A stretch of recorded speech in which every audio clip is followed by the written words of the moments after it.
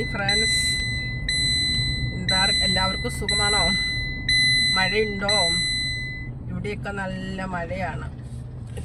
ഇത്രയ്ക്ക് സമയം മഴ ഉണ്ടായിരുന്നില്ല, ഇപ്പം നല്ല മഴയാണ്. നിങ്ങൾക്ക് എല്ലാവർക്കും സുഖമല്ലേ? ഇന്ന് ഞാനൊരു കഥ പറയാൻ പോവുകയാണേ. എന്താണെന്നല്ലേ, എൻ്റെ വണ്ടീനെ കുറിച്ച്, എൻ്റെ ഡ്രൈവിംഗ് പഠിത്തത്തിനെ കുറിച്ച് തന്നെ.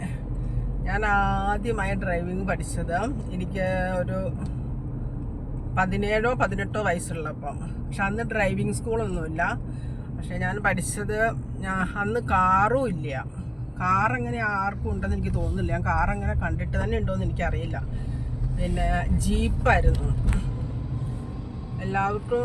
ജീപ്പ് അന്ന് ഇങ്ങനെ ബസ്സും ഇല്ല, പിന്നെ കുറച്ച് ബസ്സൊക്കെ ഉള്ളൂ. ജീപ്പ് ഇങ്ങനെ ട്രിപ്പ് അടിക്കുകയാണ് ചെയ്യുക. ആൾക്കാർ പോവാനും വരാനും ഒക്കെ നമ്മൾ ബസ്സിൽ കയറുന്നത് പോലെ ജീപ്പിലാണ് പോവുക എല്ലാവരും. പിന്നെ അപ്പോൾ കുറേ ജീപ്പ് ഉണ്ടാവും എല്ലായിടത്തും. അപ്പം ഞങ്ങൾക്ക് ജീപ്പ് ഉണ്ടായിരുന്നു. അപ്പം ജീപ്പുള്ളപ്പോൾ വണ്ടി കഴുകാൻ പോകുമ്പോൾ ഞാനും എൻ്റെ ബ്രദറും കൂടി അവൻ്റെ കൂട്ടത്തിൽ ഞാനും പോകും. അപ്പം ഇവൻ എന്നെ ഡ്രൈവിങ് പഠിപ്പിക്കുമോ. പിന്നെ കുറച്ചൊക്കെ അവനിങ്ങനെ സ്റ്റിയറിംഗ് ഒക്കെ പിടിക്കാനൊക്കെ തരും. അപ്പം ഞാനങ്ങനെ ഇടയ്ക്കിടയ്ക്ക് സ്റ്റിയറിംഗ് പിടിച്ച് അങ്ങനെ എനിക്കൊരു കോൺഫിഡൻസ് വന്ന് ഞാൻ പഠിച്ചു എന്ന്. അപ്പം ഞാൻ ഇടയ്ക്കൊന്ന് 1-2 പ്രാവശ്യം എടുത്തൊക്കെ നോക്കി. അപ്പോൾ കുഴപ്പമൊന്നുമില്ല, ഞാൻ വണ്ടി എടുക്കുന്നുണ്ട്.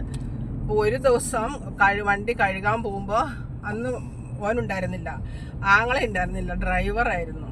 അപ്പോൾ ഞാൻ അയാളോട് പറഞ്ഞു, നീ പുറത്ത് നിന്നോ, ഞാൻ എടുക്കാം വണ്ടി എന്ന് പറഞ്ഞു. ഞാൻ പോർച്ചിൽ നിന്ന് എടുത്തിട്ട് ഞാൻ പുറത്തേക്ക് കൊണ്ടുവരാമെന്ന് പറഞ്ഞു. അപ്പോൾ ഇവൻ പറഞ്ഞു, ഞാൻ വിചാരിച്ചപ്പോൾ എനിക്ക് അറിയുന്നതല്ലേ ഞാൻ വണ്ടി എടുക്കുമായിരിക്കും എന്ന്.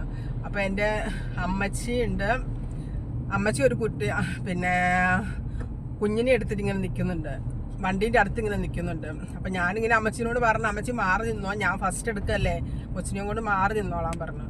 ഞാൻ വണ്ടി എടുത്തു. വണ്ടി എടുത്തിട്ട് എനിക്കെന്തോന്ന് തെറ്റിപ്പോയിട്ടുണ്ടെന്ന് തോന്നുന്നുണ്ട്. ക്ലച്ചിലോ ബ്രേക്കിലോ എവിടെ ചവിട്ടേണ്ടത്, ഞാൻ ആക്സിലേറ്ററിലാണ് ചവിട്ടിയത്.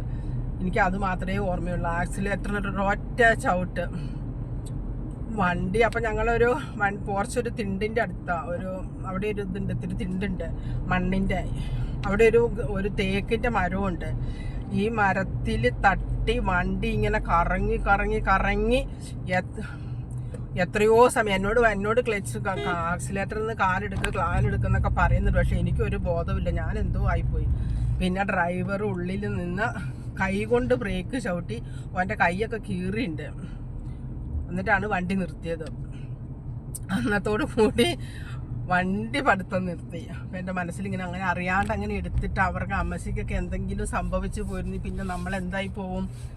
പിന്നെ ഞാൻ ഡ്രൈവിംഗ് പഠിത്തം അങ്ങ് ഉപേക്ഷിച്ചു. പക്ഷെ ഉപേക്ഷിച്ചെങ്കിലും എൻ്റെ മനസ്സിലിങ്ങനെയുണ്ട്, ഇപ്പോഴും പഠിക്കണം പഠിക്കണം പഠിക്കണം എന്നൊരു ഭയങ്കര ആഗ്രഹം. നമ്മുടെ മനസ്സിലൊരാഗ്രഹം ഉണ്ടെങ്കിൽ, അതിയായൊരാഗ്രഹം, അതിതീവ്രമായൊരാഗ്രഹം ഉണ്ടെങ്കിൽ അത് നടന്നിരിക്കും. അത് കഴിഞ്ഞ് പിന്നെ കല്യാണം കഴിഞ്ഞ് അപ്പം പിന്നെ എല്ലായിടത്തും കാറൊക്കെ ആയി. അപ്പം വണ്ടി വാങ്ങി, അപ്പം ഡ്രൈവിങ് പഠിച്ചു.